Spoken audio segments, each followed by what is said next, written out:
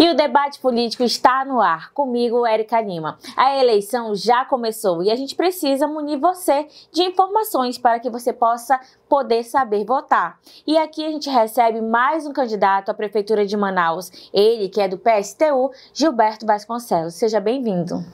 Obrigado, Érica. É um prazer novamente estar aqui nesse programa para a gente poder conversar sobre a nossa campanha, né, a nossa proposta de governo e falar um pouco do que a gente acha que está errado, que pode mudar e é preciso mudar. Gilberto, a gente está recebendo vários candidatos, né? Agradecemos imensamente a sua participação aqui. Eu acho que é um momento muito oportuno para democratizar a política aqui no estado do Amazonas, precisamente agora falando de Manaus. E para você que está assistindo a gente, aproveita, manda essas informações para quem você está do seu lado, para sua família, porque a gente precisa saber votar. E aí, hoje, vocês estão aqui conosco, eu gostaria que você começasse a falar para mim como é que está a caminhada nessa eleição. Como é que você está sentindo, né? Onde que você realmente já está caminhando, como é que está a sua campanha e onde que você acha que é o seu maior colégio eleitoral?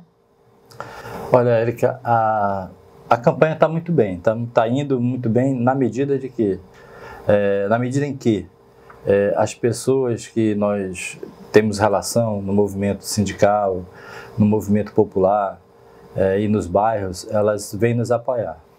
Existe uma discussão do voto útil, mas as pessoas estão começando a compreender que votar útil é votar naquela proposta que é capaz de fazer mudança. Então existe uma necessidade de mudança. Eu vejo que tem uma parte muito grande da população que luta por mudança e por isso passa a nos apoiar. Agora, esse apoio é um apoio muito localizado ainda, porque nós não conseguimos atingir toda a população, porque isso depende de uma massa de dinheiro muito grande, que nós não temos por ser um partido da classe trabalhadora, nós somos trabalhadores, mas é uma campanha que eu vejo que está crescendo a cada dia e que toda vez que as pessoas entram em contato conosco, nossos companheiros, nossos colegas, pessoas que a gente nunca viu na vida, mas quando entra em contato, que a gente começa a conversar e as pessoas entendem que ter voto útil é votar num projeto que realmente possa produzir mudança. Então está sendo bem diferente das outras campanhas e eu acho que vai aumentar a nossa votação. Acho que as pessoas começam a entender que não adianta acreditar em ilusão. É preciso lutar pela mudança e nós estamos propondo isso. Nossa pauta de governo, nossas reivindicações como classe trabalhadora estão junto no nosso plano de governo. Então, ao mesmo tempo que nós temos um plano para governar a cidade, nós incorporamos nesse plano as pautas de reivindicação da classe trabalhadora, por exemplo, da educação, da saúde, das pessoas dos bairros mais carentes e inclusive até dos bairros onde tem uma infraestrutura melhor, porque quando fica muito difícil a situação numa área da cidade, a outra área também, as outras áreas também são atingidas. Então, eu acho que está indo bem a campanha. Eu já estou acompanhando, né? Você não participou de alguns debates por conta da cota, né, de coeficiente eleitoral, e aí depois você participou, né, numa outra emissora também, de um debate. O que você achou daquele debate que você participou? Olha, no primeiro bloco do debate, os candidatos presentes me evitaram. Pode ser que eles tenham achado que não valeria a pena debater comigo, mas eu acabei percebendo durante o debate que eles tinham medo de ser confrontados com um candidato que defende uma pauta, um programa para a classe trabalhadora. E eles preferiram ficar conversando entre si porque eles representam o mesmo programa, com algumas diferenças, com alguns vieses diferentes, mas no fundo a essência deles todos é a mesma. Então por isso eles acabaram evitando. Agora, eu só não fui demandado, perguntado por nenhum candidato no primeiro bloco, porque o prefeito ele não fugiu do debate e acabou que eu fiquei sem alguém para debater. A produção teve que fazer uma pergunta para mim, que eu respondi. No momento que seria a réplica, a produção não fez nenhuma réplica, aí já me colocou para fazer a tréplica, que eu não tinha tréplica nenhuma para fazer, acabei continuando a falar do programa. Mas eu acho que eu consegui naquele momento falar o que eu tinha ido lá fazer, que era falar qual é o nosso programa e o que a gente pretende de um debate, que é confrontar as ideias, demonstrar como aquilo que eles estão propondo é sempre mais do mesmo, é sempre algo que não vão fazer, que não vai acontecer, e o que a gente propõe é uma mudança radical. Então, Érica, eu achei que foi muito útil o debate, começando ali por esse primeiro bloco, mas teve o desenvolvimento também do debate, teve o segundo bloco, que aí já foi sorteio, fui debater com outros candidatos, no terceiro bloco também, e assim foi. Até o último bloco das considerações finais, e nas considerações finais eu precisava falar de duas questões, tinha muitas questões, e eu precisava falar de duas questões que são, para mim, muito importantes. A primeira é a questão ambiental, porque a situação que a gente vive das queimadas, dessa fumaceira toda, a poluição dos igarapés, dos rios, enfim, fazendo com que o ambiente que a gente vive fique cada vez pior, isso precisava ser falado. Nenhum candidato lá falou de maneira séria sobre isso, eu precisava, pelo menos no final, falar, e também precisava fazer uma denúncia sobre o genocídio que acontece na faixa de Gaza. Inclusive, eu tinha poucos segundos, eu fiz uma relação que não foi errada, mas eu tive pouco tempo para explicar. Você virou aí, né, notícia nas páginas de memes de Manaus. Eu virei meme. Eu, sinceramente, eu até curti o meme, eu achei engraçado, porque eu penso assim, eu sou professor, e quando eu lanço um assunto e eu não consigo explicar, eu errei. Eu entendo isso. Mas eu achei legal que furou a nossa pequena bolha. Nós tivemos aí mais de 500 mil de visualizações. A gente conseguiu. Teve os nossos companheiros que ficaram a noite inteira respondendo meme, outros companheiros respondendo os memes aí. E na verdade, a gente percebeu no final que as pessoas que estavam atacando eram pessoas ligadas a partidos de direita. Não era a população. Não era a população comum, eleitor comum.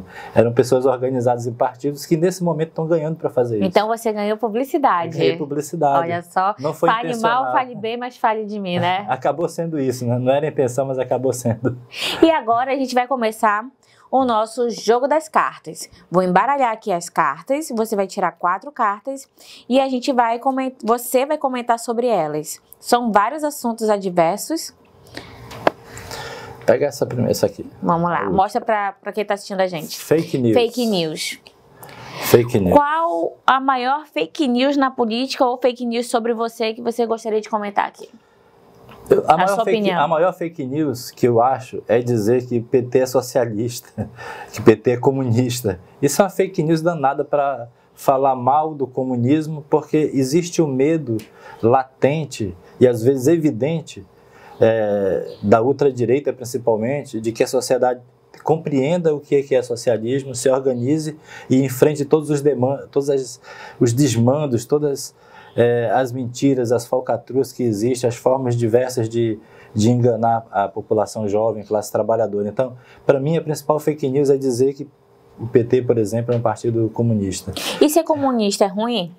Ser comunista é buscar uma vida em que as pessoas tenham condição de trabalho, não fiquem desempregadas involuntariamente. Então o PSTU é comunista? O PSTU é comunista, nós somos comunistas. Então ser comunista é defender um mundo melhor para todo mundo, um equilíbrio ambiental, é nos considerar, por exemplo, como parte da natureza e não algo à parte que explora a natureza de maneira irracional.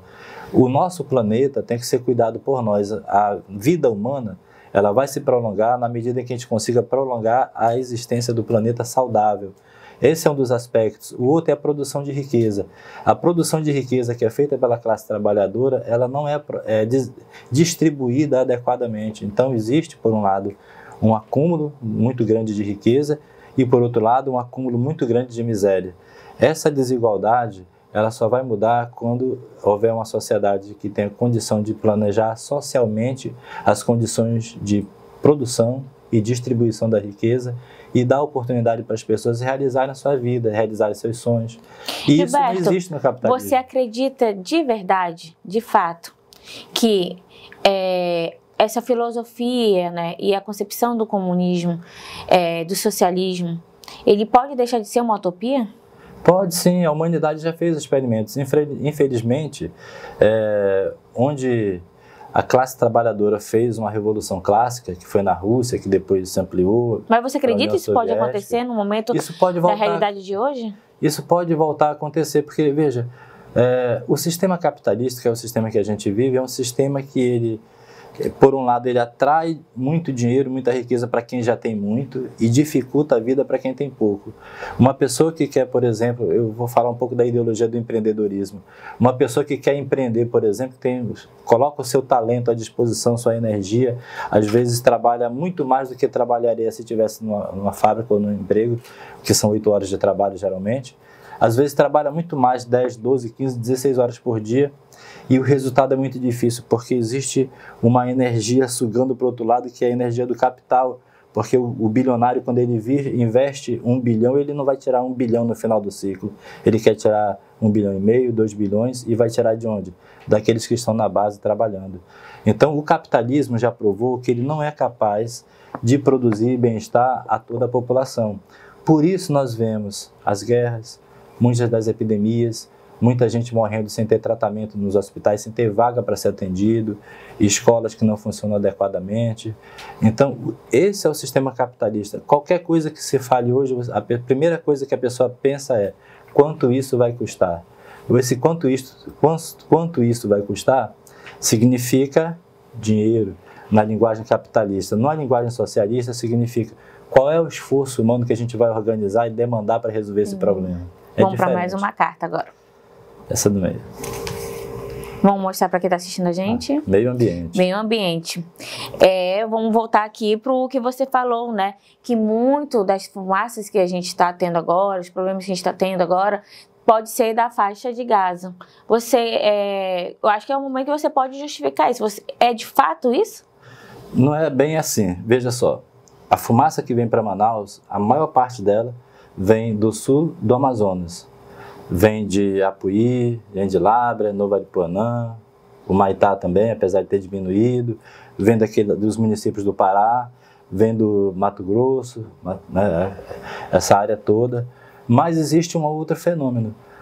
Em 2 meses foram jogados mais de 287 mil toneladas de bombas em cima daquele povo lá na faixa de Gaza. Isso equivale a mais de 20 bombas atômicas lá de Hiroshima.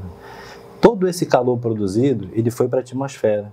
E ele vai potencializar o aquecimento global e nos atinge. As correntes de ar que passam lá naquela região, elas passam por aqui. Tem observatórios aqui, inclusive em Nova Irã, que já detectam essas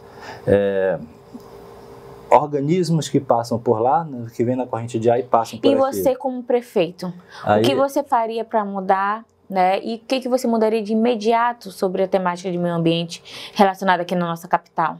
Pois é, olha só, a gente tem que cuidar da cidade. Um dos principais problemas de Manaus é que tem que cuidar da coleta de resíduos sólidos, tem que fazer o tratamento adequado, separação, reutilizar o que for possível, tem muita coisa que é possível ser reutilizada, reciclar aquilo que for de reciclagem, e aquela parte que não tem mais utilidade como reciclado ou como reutilizado, tem que ir para lugares adequados. Uma parte ainda pode virar adubo, outra parte pode ser colocada para descarte, mas às vezes tem produtos que têm que ser triturados para facilitar, diminuir o tempo de duração na natureza.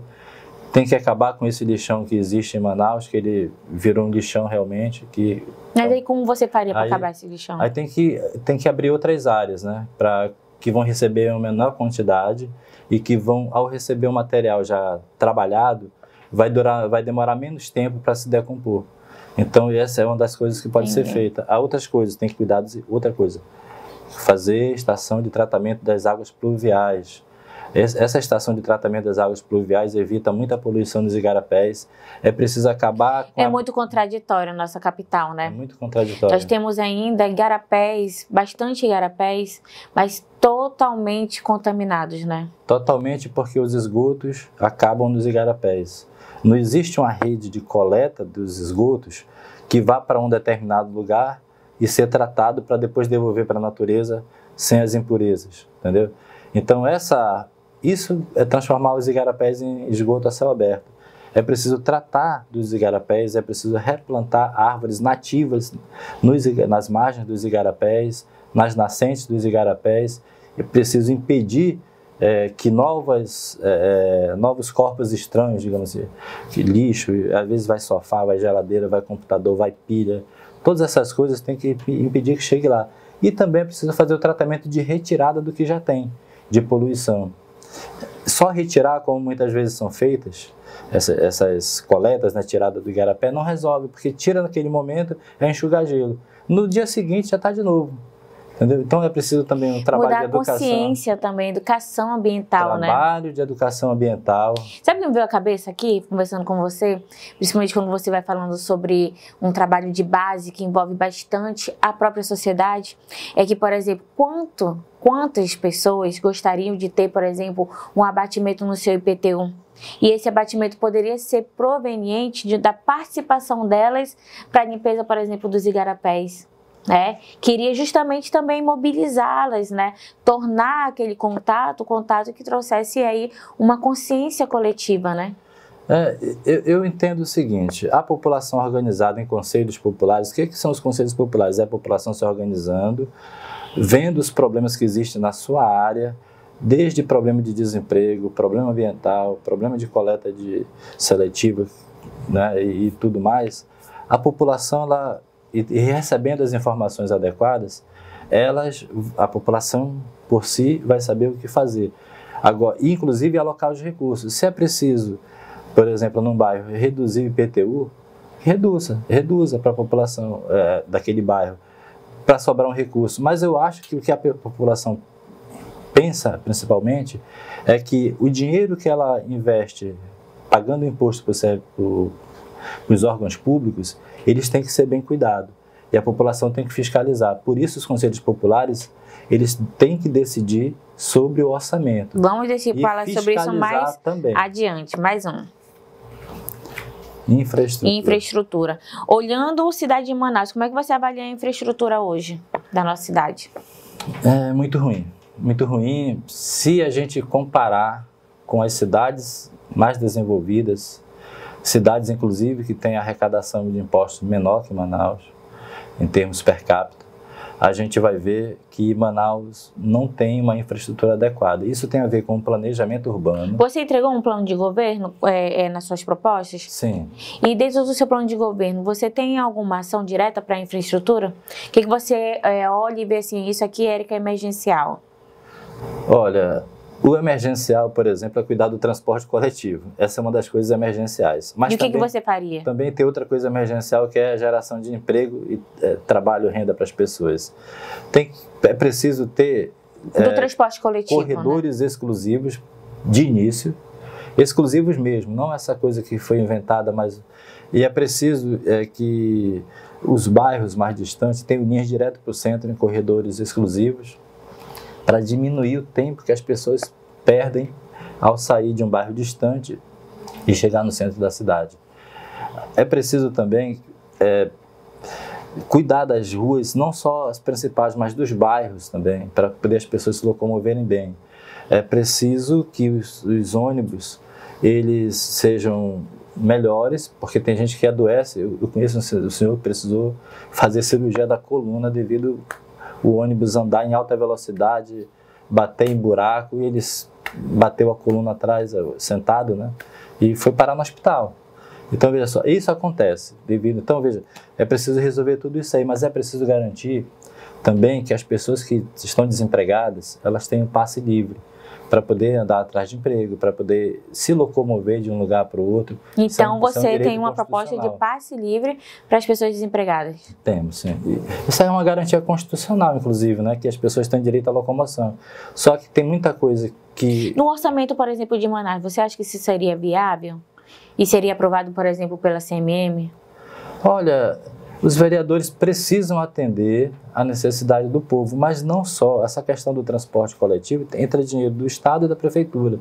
Então, inclusive muitas ações da Prefeitura teve recurso do Estado, né? Sim, então tem que... Eles não combinaram isso com a população, mas a população organizada pode ir lá e dizer, nós queremos isso. Última carta. Essa daqui é economia. Economia. Estávamos já falando sobre isso, né? Isso. Porque eu também estou acompanhando várias propostas de candidatos e que uma coisa que sempre ficam me questionando é sobre a questão do orçamento do município. Uma vez que, diante de várias matérias que o próprio Convergente, o site O Convergente tem realizado, a gente viu que boa parte delas tiveram recurso do governo do estado do Amazonas. Então, nesse sentido, dentro das suas propostas de governo, o que você acha que é mais viável e como você avalia hoje a gestão dos recursos da Prefeitura de Manaus para a cidade? Olha, a gestão é bem ruim.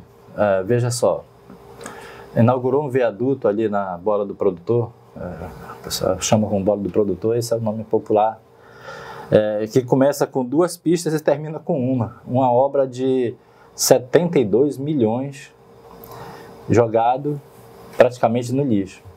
Porque como é que se faz uma obra que começa com 2 pistas e termina com uma?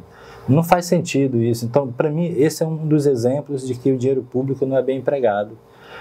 Agora, a economia, de um modo geral, que nos preocupa, nós do PSTU, é a economia que chega no bolso da classe trabalhadora, principalmente a classe trabalhadora desempregada.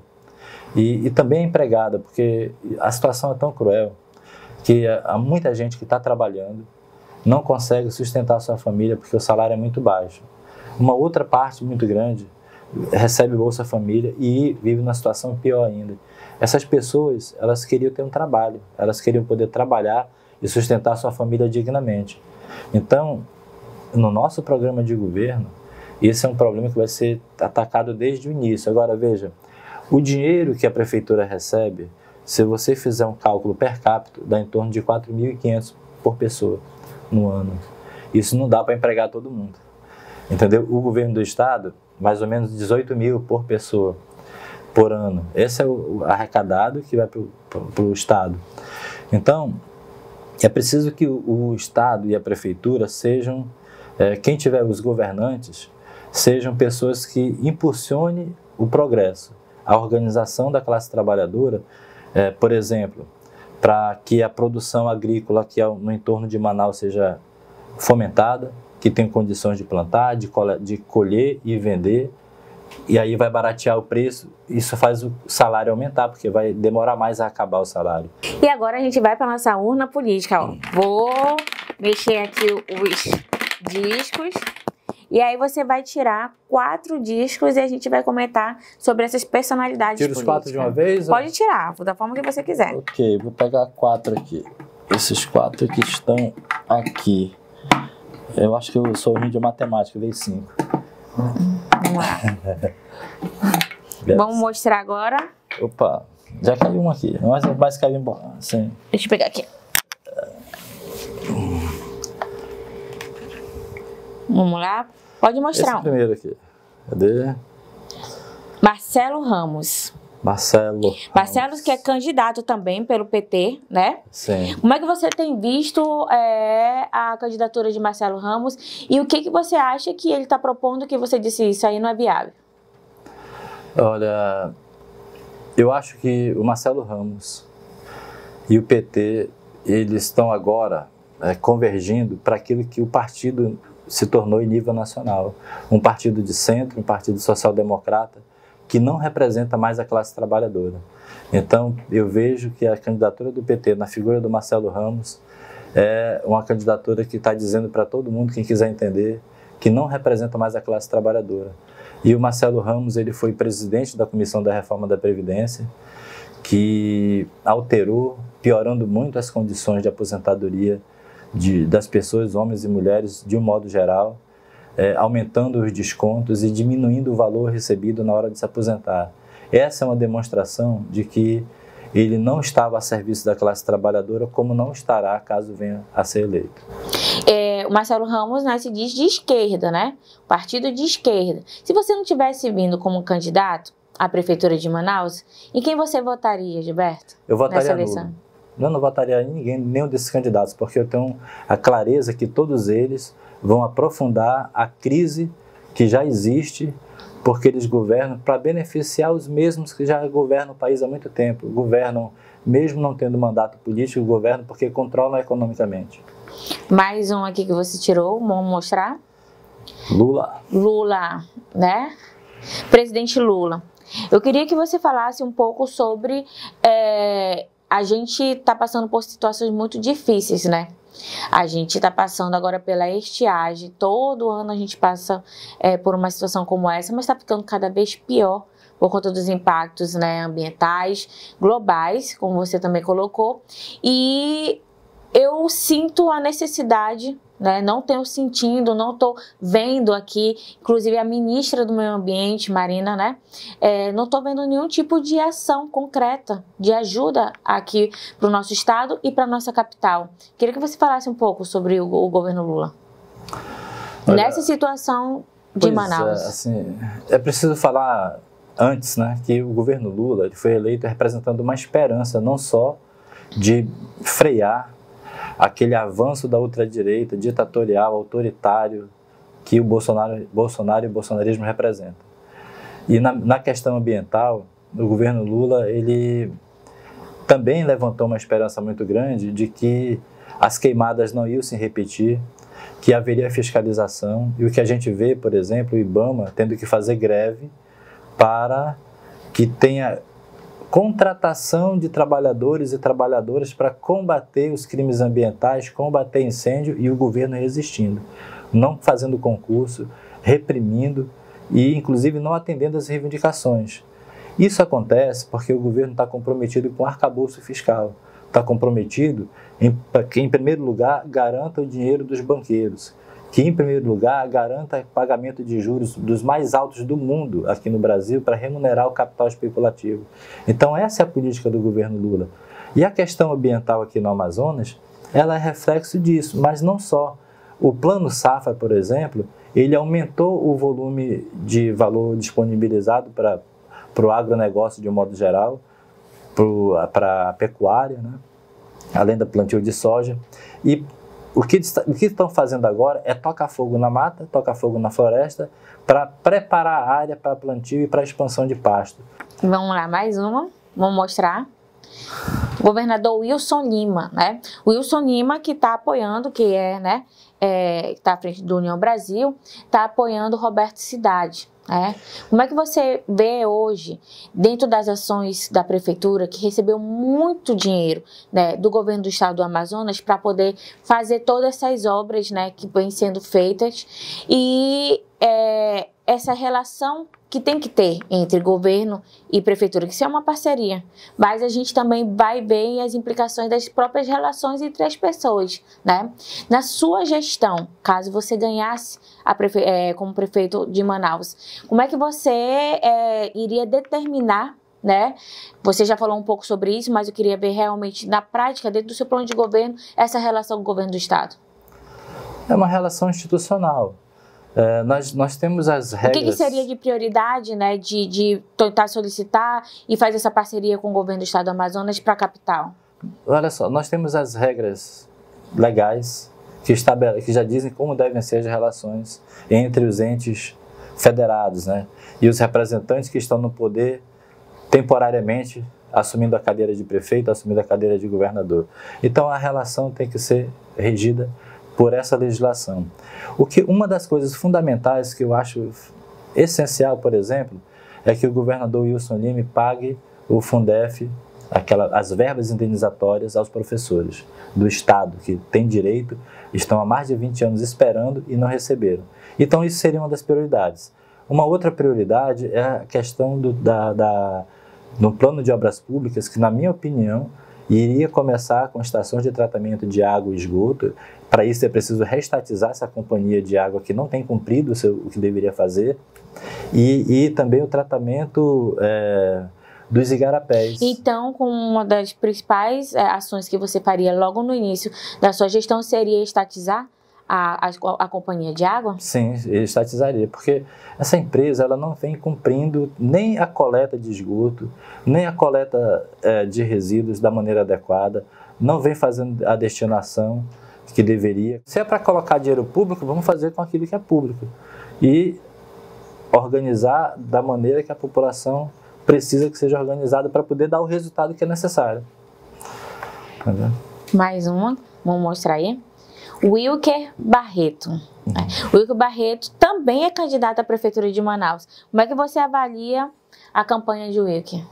E o que você acha, dentro das propostas do Wilker Barreto, que você acha que você teria melhor do que ele? Olha, primeiro sobre a campanha dele, né? Eu não gosto de fugir de nenhuma pergunta, né? Assim, sobre a campanha dele, eu não tenho muito a falar, porque eu sei que todos que se lançam a candidatura à prefeitura, com exceção do PSTU, que conta com a militância, eles têm por trás, geralmente, apoios que são de grandes empresários. Eu não sei se é esse o caso do Wilker Barreto. Agora, o que eu faria diferente do Wilker Barreto? Eu faria praticamente tudo, entendeu? Porque, veja só, o Wilker Barreto, ele se coloca como alguém que tem uma formação acadêmica, e realmente tem acadêmica, né, muito boa, mas que a partir dessa formação dele, ele vai governar. A nossa forma de governo é completamente diferente. Nós queremos que, ao invés de governar de cima para baixo, a gente governe de baixo para cima, da base da pirâmide, da população, dos bairros, organizando conselhos populares. E muita gente acha, isso aí não é possível. Gente, isso é possível, já aconteceu. Tem inúmeras experiências onde já é possível organizar isso daí, entendeu? Conselhos populares. Então, faria totalmente contrário, porque se a população que trabalha, que produz a riqueza, que paga o imposto, o prefeito, o governador são servidores públicos, são de certa maneira empregados do povo. E para que isso seja verdade, o povo tem que mandar o tempo todo, e não só na hora da eleição o cara aparecer com cara de bonzinho. Então, por isso, eu faria totalmente diferente. Gilberto Vasconcelos aqui conosco, falando sobre as suas propostas, falando sobre as suas percepções, emitindo sua opinião, claro, sem ferir a integridade de ninguém. Eu gostaria que você falasse aqui pra gente quase finalizando o nosso debate político, né? Um pouco sobre o que você quiser falar mesmo, de outras propostas, aproveitar esse espaço para falar com quem está assistindo a gente. Quanto tempo? Né? Você tem aí 3 minutos para poder falar à vontade, né? Sim. Falar da sua candidatura. Eu quero falar para população jovem, população trabalhadora, meus colegas professores, meus colegas que são professores e também trabalham na área de saúde, em outras áreas, que a situação que a gente passa durante o tempo inteiro, que os políticos profissionais, os políticos tradicionais estão dizendo que vão resolver, não vão resolver. Não adianta ter ilusão, achar que vai votar útil no fulano porque para o outro não ganhar. Você tem que votar num projeto, que fortalecer um projeto que realmente proponha mudanças. Agora, na nossa visão, companheiros e companheiras, é preciso que você se organize. E o PSTU é um partido, é um local para isso. Nós achamos que se a gente delegar para outra pessoa decidir aquilo que é do nosso interesse, a gente vai se decepcionar. Nós precisamos realmente assumir a direção da nossa vida, o nosso destino. E para isso temos que nos organizar. No dia da eleição, o voto no 16, o voto no PSTU é um voto nesse sentido, para fortalecer esse projeto. Mas eu gostaria muito que você visitasse as nossas redes sociais, conhecesse mais os projetos do PSTU, entre lá no Opinião Socialista, no site Opinião Socialista, conheça, vá lá no Instagram, gilberto@pstu, e com isso, conhecendo melhor, você vai se aproximar mais da gente e vai ter condição de avaliar se o que a gente fala aqui faz sentido ou não faz sentido. Muito obrigado, e é isso que eu gostaria de pedir, que no dia da eleição vote 16, mas principalmente venha se organizar conosco. E dessa forma, o debate político vai chegando ao final. A gente que está fazendo uma série de entrevistas com os candidatos à Prefeitura de Manaus. Hoje falamos com o candidato Gilberto Vasconcelos, ele que é do PSTU e deixou aqui as suas propostas. Mas é você, eleitor, que vai escolher na eleição, naquele dia, lá em outubro, quem realmente você quer que represente você. Então, para isso, o nosso programa Debate Político, transmitido na TV Onda Digital, canal 8.2 e pelo Convergente, ele é fundamental. Se você está assistindo pela TV, aproveita, tira aquela fotinha, marca a gente nas suas redes sociais. Se você está assistindo pelo YouTube, vai lá, te inscreve no nosso canal, porque toda vez que eu estiver ao vivo, você vai saber.